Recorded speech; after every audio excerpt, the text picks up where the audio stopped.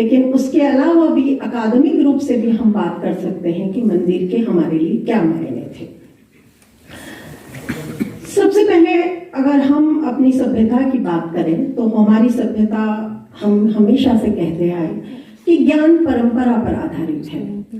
Knowledge centred civilisation हमारी दुनिया में एकमात्र सिविलाइजेशन है जो नॉलेज पर केंद्रित है, जिसमें ज्ञान प्रमुख रहा, उसमें कभी भी व्यक्ति प्रमुख नहीं रहा। आप यूनान की सभ्यता से अगर इसको तुलना करें, अगर इतिहास के स्टूडेंट हैं तो इतिहास में हमेशा व्यक्ति प्रधान रहा। अगर आप सुकरात को जानते हैं, आप प्लेटो को जानते हैं तो। लेकिन हमारे सेंटर में जो सबसे प्राचीन विश्व के ग्रंथ हैं, वेद हैं, ऋग्वेद, आप कभी ऋग्वेद के किसी रचयिता का नाम नहीं सुनेंगे। आप वेदों को जानते हैं, वेदों के ज्ञाता को जानेंगे, वेदों की सारी विचारधारा को नीचे तक उतारा गया, लेकिन कभी किसी ऋषि के नाम से वेद को नहीं जाना गया। तो एक बात अपने उसमें स्पष्ट रखें कि हमारी जो सभ्यता है वो नॉलेज सेंटर्ड सिविलाइजेशन है जो ज्ञान पर आधारित है। नमस्कार, मैं हूँ जिया मंजरी, सनातनी युवा वाहिनी की मैं राष्ट्रीय अध्यक्षा हूँ और बहुत समय से मंदिर मुक्ति आंदोलन के लिए आवाज उठा रही हूँ।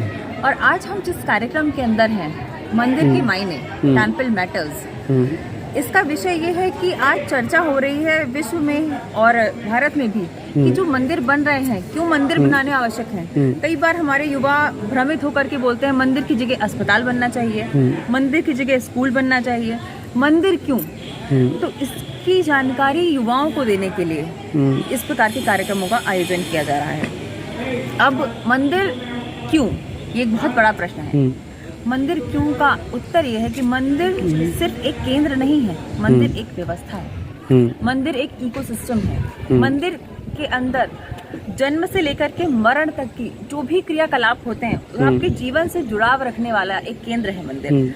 मंदिर एक सभ्यता केंद्र है जिसके अंदर शादी ब्याह से लेकर के आर्ट और कल्चर भी एक्सचेंज होते आए हैं पाषाण काल से। तो हमारे युवाओं को ये जानना बहुत आवश्यक है कि मंदिर आवश्यक क्यों है। जी, अभी विपक्ष, कांग्रेस वाले और विपक्ष के काफ़ी लोग एक मुद्दा उठा रहे हैं कि राम नबी के दिन, जिस दिन भगवान श्री राम जी का जन्म हुआ था, उस दिन प्राण प्रतिष्ठा के ये कार्यक्रम क्यों नहीं हुआ, 22 जनवरी को क्यों हुआ है? और 22 जनवरी को ऐसी क्या बात है कि 22 जनवरी को ये इतना बड़ा कार्यक्रम कर रहे हैं? देखिए, एक अबूझ मुहूर्त निकाला है हमारे ज्ञाता पंडितों ने और इतने सारे हमारे जो शंकराचार्य हैं, सभी लोगों ने मिल करके इस पे विचार किया है। लेकिन शंकराचार्य जी तो उपस्थित नहीं है, जान ही रहे हैं कई। देखिए, व्यवस्था ये ऐसी है कि शंकराचार्य जी ने अपना सहमति दिखाई है, आपको बाद में ज्ञात हुआ होगा। अच्छा, उन्होंने अपनी सहमति दिखाई है और उन्होंने बोला है। तो इसमें विचार विमर्श करने के बाद ही धर्मज्ञ लोगों ने, वैदिक के लोगों ने इस दिन का एक समय निकाला है जिसके अंदर प्राण प्रतिष्ठा हो रही है।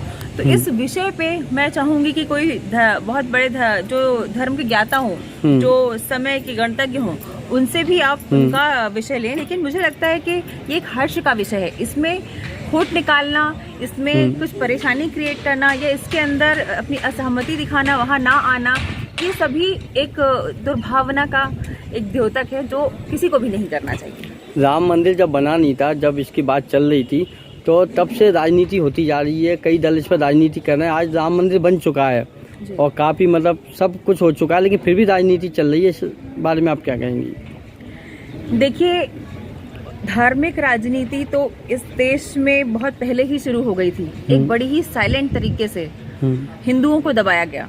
आज भी हिंदुओं के अधिकतर बड़े मंदिर सरकार के अधिकृत हैं, जिसमें से कि 1 लाख करोड़ का कोष सरकार के पास जाता है, जो कि हिंदुओं के लिए यूज नहीं होता। अब आप समझिए कि ये जो धार्मिक लड़ाइयाँ थी, ये पहले से ही चली आ रही हैं। लेकिन एक साइलेंट काम करना होता है और एक होता है कि हिंदुओं को उनका अधिकार देना। क्या रामलला को उनके घर में भी हम जगह नहीं दे सकते थे? तो ये कांग्रेस को पहले सोचना चाहिए था, ये विपक्ष को पहले सोचना चाहिए था, उन पार्टी को, उन लीडर्स को पहले सोचना चाहिए था कि हम जो कर रहे हैं, हम जो प्रतिकार कर रहे हैं बहुजन समाज का, बहुल्य समाज का, वो जब जागेगा तो हमारी पार्टियों का क्या होगा। आप अयोध्या कब जा रही हैं?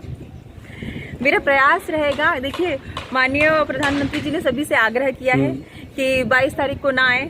और देखिए, मैं भोजन और भजन दोनों एकांत में करना पसंद करती हूँ। तो मैं जैसे ही लला को शांति में होंगे तब जा करके उनसे भेंट करके आऊंगी। मुख्यतः 22 फरवरी तक में जाने का प्रयास करूँगी। आप राम भक्तों से क्या कहना चाहेंगे?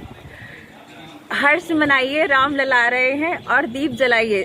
ये दीपावली इतनी बड़ी दीपावली होनी चाहिए कि महाउत्सव संपूर्ण सृष्टि इसको देख करके उत्साहित हो, नृत्य करे और परमात्मा प्रसन्न हो जाए। Welcome to our YouTube channel. Don't forget to like, subscribe and share the videos.